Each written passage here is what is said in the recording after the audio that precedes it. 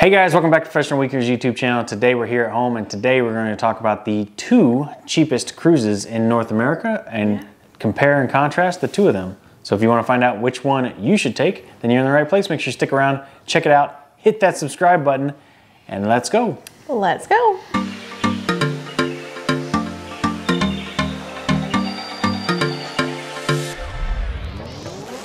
So we recently just got off a 2-day MSC cruise going from Miami to Nassau and back. And then in September of 2023, we took the Margaritaville at Sea Paradise from West Palm Beach over to Freeport and back. So these are the two cheapest cruises sailing from North America that you can possibly book. We'll go ahead and start with breaking down the costs of each of those. So Margaritaville at Sea, total all in, this is for two people for 2 nights. We got a free upgrade to an ocean view cabin, which is basically just a porthole. But this is the same cost that you would pay for a normal interior cabin. We always include Wi-Fi because we cannot be disconnected from the internet for that long. I think our brains would explode. As well as parking, right? We had to pay for parking at both locations. So as well as gratuities, port taxes, and any kind of fees. So all in with Margaritaville at Sea, we were at $445 for 3 days, 2 nights. And then when it comes to MSC and MSC Divina, for a comparable experience, which would have been an interior cabin, again, all those same gratuities, fees, Wi-Fi, parking, we were at $510. So not very much more, about $50 more expensive for MSC. On MSC, we then also upgraded to a premium balcony cabin, which was available on Margaritaville. They don't have balconies at all. The best you can do is a porthole window. But on MSC, we got the balcony. We did a bid for upgrade, and that cost us an additional $220. But just so you know, that is completely optional and not something that you would normally pay. If you want to do an interior cabin, you're at that $510 range all in. So relatively comparable in terms of price, right? In terms of stay and in terms of, you are getting to the Bahamas. Starting off, let's talk about Margaritaville at Sea. So I think with this one going into it, the expectations were really low. Just like many other people, if you're watching this video, you've probably seen other videos of Margaritaville at Sea. And it's routinely called the worst cruise line in North America. Or I survived Margaritaville at Sea. You have so many influencers that go on this cruise ship and they act like they just survived a Category 5 hurricane or took a cruise on Depression Line cruises.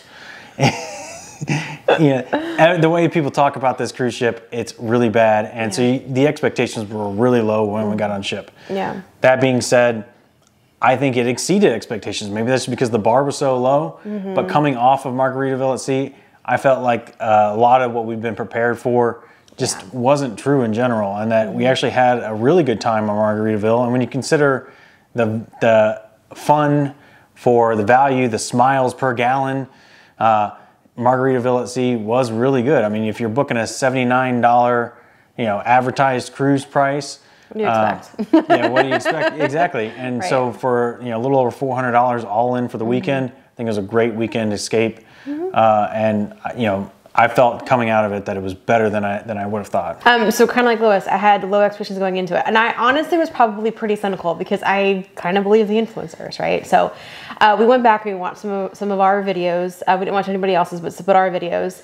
And we'll link those down below for you guys to check out too. And I remember like the food being just okay, right? And I remember the service being pretty good. I do think though there was definitely more upsell, like an opportunity to be upsold when you were on Margaritaville. So do I think Margaritaville was a good value for what we paid? I think to get to the Bahamas, to have a way of getting there, a bed to sleep in, food to eat, to get to the Bahamas, then to get you back, yes, I think the value was there.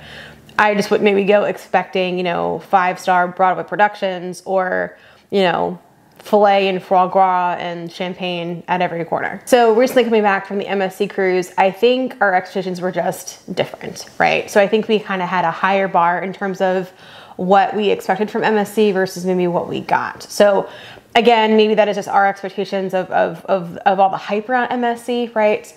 But comparatively speaking, I don't necessarily think that MSC was really worth the value. Yeah, so absolutely. MSC, is one of the big boys in town. It's, maybe not quite on the same level as Royal Caribbean or Norwegian, but it's right up there. And so you kind of expect that same sort of level of service.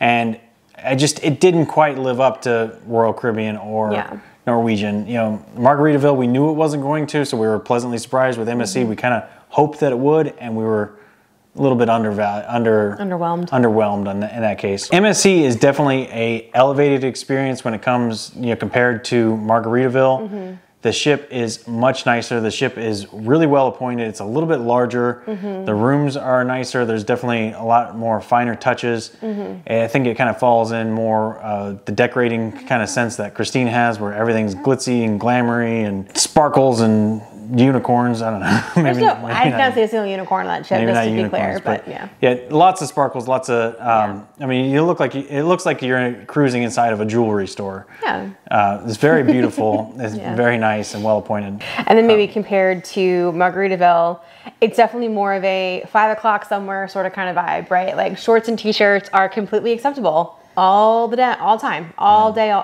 every day. If you got your flip-flops and your Margaritaville margarita, right, you fit right in. So, but that vibe would not have carried through over to MSC for sure. Right. But that being said, both cruises are kind of a weekend sort of cruise. Yeah, and so booze cruisy. Yeah, very much booze cruisy. People are there to party. They're not there for a long time. They're there for a good time. And that comes across on both ships very heavily. And that's just the case with any kind of these short weekend cruises. So I'm not sure that the Margaritaville cruise that goes to the Bahamas nor the MSC cruise that goes to the Bahamas is truly a family-friendly experience. Now, yes, there are kids on both those ships, 100%. I don't think it's unsafe for children or anything that is, going to scar them for life or anything, but there's definitely a lack of kids areas on both those ships. There's no splash pad.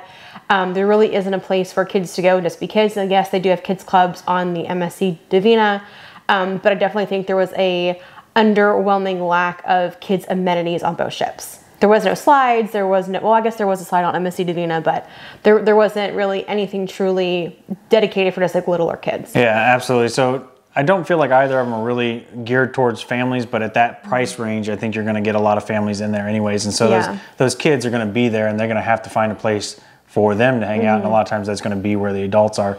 So if you're looking for maybe a kid-less type of cruise, this isn't going to be the case. Obviously, if you want a kid-free experience, you're probably going to be looking at like Virgin Voyages. Yeah. But with both these kind of cruises, you got kids and adults kind of commingling throughout the entire cruise. Yeah. So just kind of keep that in mind. Yeah. Again, nothing wrong with that. Just again, set your expectations. Next up for entertainment, I would say neither of these cruise ships were great when it came to entertainment. With MSC, I went and visited the entertainment on both ships, and with Margaritaville, I felt like the entertainment was kind of more like a variety hour, sort of maybe like America's Got Talent. Yeah, the production wasn't great. They could definitely make that a little bit better. On Norwegian, for instance, they have Broadway plays, which are amazing and spectacular. This just isn't really that. And then when it came to MSC, for instance, they had a little bit more of a story with like some sport events and things, but it was again very strange. And this could be just again that it wasn't really American focused. This was kind of a European thing where they have to kind of portray these storylines in multiple languages. To me, again, it just came off very strange. And they had one night where it was like Legends of Rock, and they were singing all these classic rock songs, but a lot of the performers didn't even know the lyrics to these very famous songs. They're kind of ad-libbing as they go. The whole thing came across very strange. But again, you get what you pay for, right? So if you get on an NCL or a Royal Caribbean ship, you're going to be paying a lot more for that. So then I would anticipate being on an NCL ship where that entertainment is going to be top tier, right? Whereas again, you get what you pay for with Margaritaville and with MSC Divina. So again, just manage your expectations going into it. And on a 2-night cruise, you're really probably not going to spend too much time at the theater anyways. Yeah, unless you're losers like us. Losers. So let's talk about the ports of call for these two ships. So Margaritaville at Sea Paradise cruises out of Palm Beach, Florida. They will eventually have Islanders starting up this year, and that's going to cruise out of Tampa. But just talking about Paradise particularly, Paradise cruises out of Palm Beach, and MSC Divina cruises out of Miami. So depending on where you are, that could be a pro or a con. Miami is definitely the largest cruise ship terminal in the world, and you're close to all that Miami has to offer. Palm Beach is a little bit further away, but also a little bit quieter, a lot easier to get on the ship there. But then as far as the ports that these go to, Margaritaville at sea cruises to Freeport in the Bahamas, which is on Grand Bahama Island. Grand Bahama Island is more of like an industrial type of island. And Freeport, the port there again, is very industrial. So there's not a ton of options for excursions. We went and swam with the pigs on Freeport, which is something you can pretty much do on any Bahama Island at this point. But we'll link in the description below that experience too. So if you want to check that out when you're on Margaritaville at sea, you can cruise, you can swim with the pigs for less than half price of what the cruise ship offers. With MSC, they go to Nassau in the Bahamas, which is outside of Florida, is the largest cruise ship terminal in the Bahamas. Nassau port recently was revitalized. It is spectacular, it's amazing. There's so much shopping and entertainment right there in the port. Plenty of things to do all around Nassau and all around that island. Plenty of excursions you can do. You don't even have to pay for excursions because you're right in the heart of a vibrant, large downtown city, and you can just spend your time walking around there too. So I think a lot more options to do in Nassau, and I think if you're going to choose between going to Freeport or going to Nassau, easily hands down Nassau is the better option. Yeah, especially if you have kids, right? So while there wasn't many options for us in Freeport in terms of via those excursions, there's plenty of things to do in Nassau, right? So there's Atlantis, there's Blue Lagoon, there's where we went with Margaritaville, and we'll link those videos down below. And to Lewis's point, you can definitely walk around that area. You can get off the port, go through the cruise terminal, and you are in downtown. You cannot do that in Freeport. You are in a industrial kind of hub, right? And there's really no walking to get anywhere.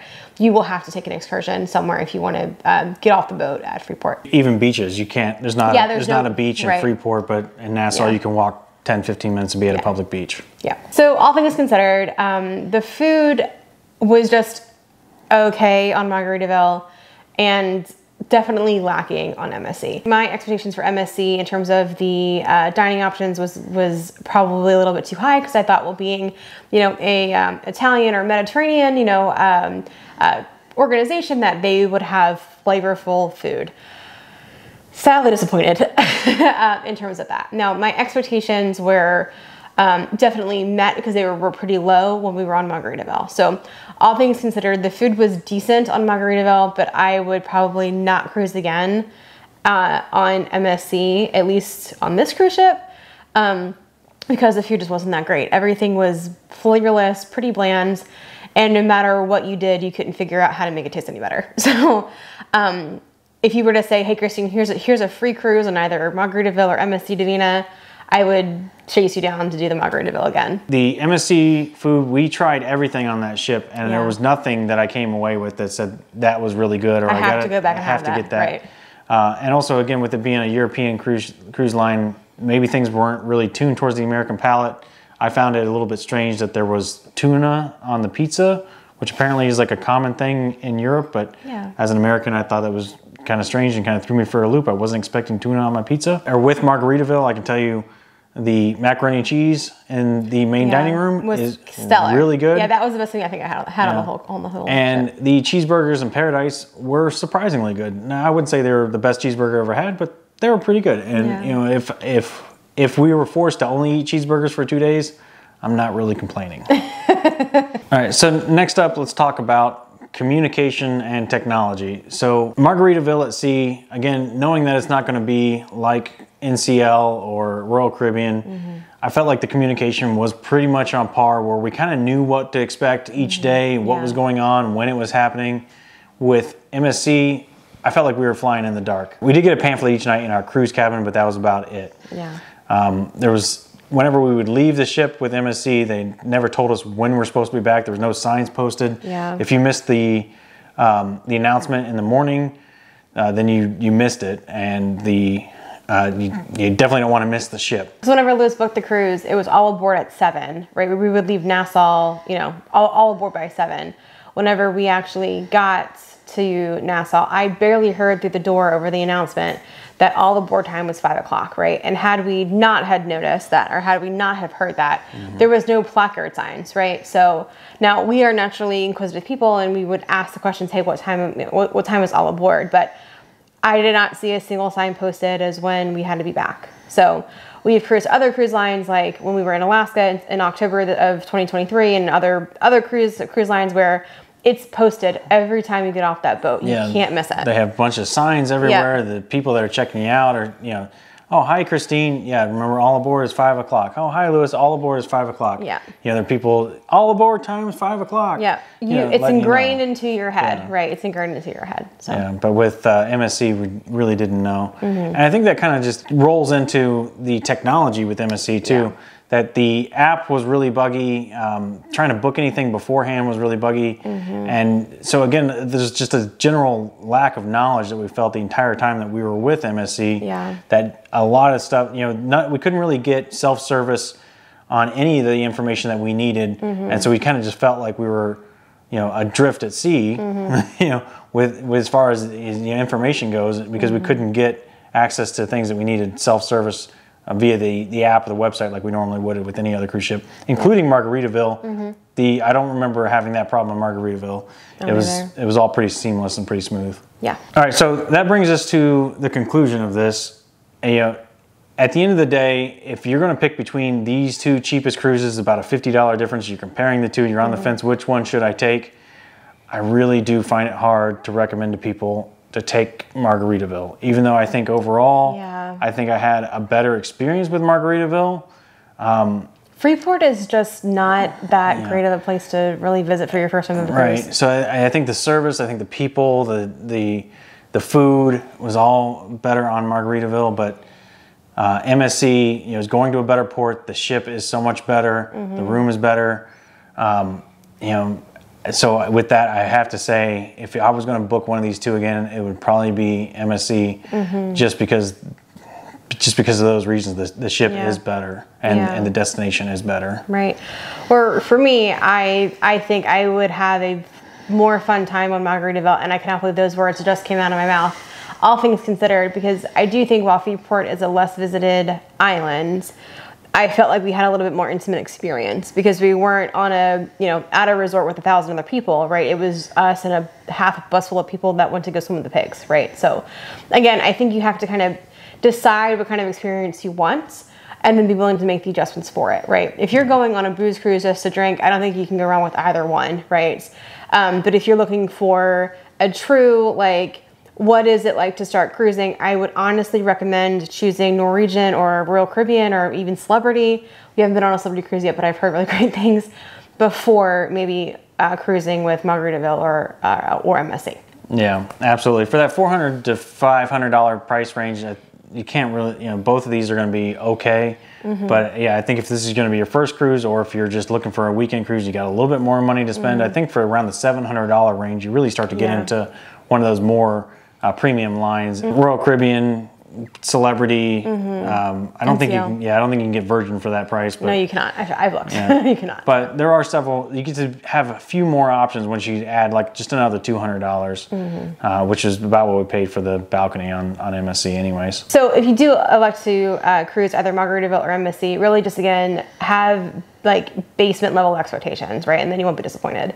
But again, right, maybe some people have, and if this is you, if you had a stellar experience at MSC, please let us know down below, because I'm not opposed to trying them again. I just maybe want to really do a lot of research before we go back. We do follow some other cruisers who have been on MSC and have had really great things to say. And then obviously we've heard some really not great things about MSC as well. So let us know down below what you guys think and if we are way off on either of our assessments. All right, guys, so that's going to do it for today. Remember to hit that subscribe button. We really appreciate it. It would really help us out. And with that being said, we're out of here, and we'll see you next weekend. Bye.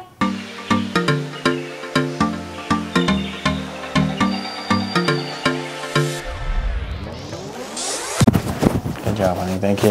Yeah. So back in September of 2013, we took a... 2023. Did I say 2013? Okay. And then back in September of 2023, we took the Margaritaville Paradise at Sea from West Palm Beach to Freeport and back. No, you're saying it backwards. Margaritaville at Sea Paradise. Because it says it makes no sense. That's why. I'm saying it backwards? Yeah, you said Paradise at Sea. That's what I was wanting to call it. Oh, yeah, and you were wrong. That's right. No, so you got me saying wrong things.